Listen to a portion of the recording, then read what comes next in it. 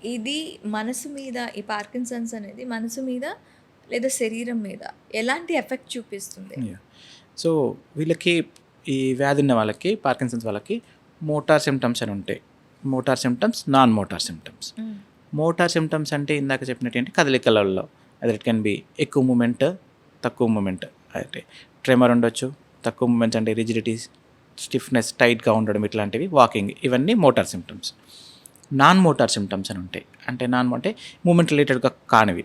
So dopamine అనేది only moments మీద కాకుండా నాన్ మోటార్ సైకలాజికల్ దాని మీద కూడా చాలా ఎక్కువ. డోపమిన్ హార్మోన్ అనేది it is a happy hormone. అవును. సో అది తగ్గినప్పుడు ఏంటి అంటే వీళ్ళకి ఆందోళన ఎక్కువ అవ్వడం, యాంగ్జైటీ ఉండడము, డిప్రెషన్ ఉండడం, కొంతమందికి ఈవెన్ మెమరీ డిస్టర్బెన్సెస్ కూడా ఉండే అవకాశం ఉంటుంది డోపమైన్ తగ్గితే. ఓకే. అండ్ అవి కాకుండా ఈ నాన్ మోటార్ సిమ్టమ్స్లో వీళ్ళకి కాన్స్టిపేషన్ ఒకటి చాలా కామన్ డిసీజ్.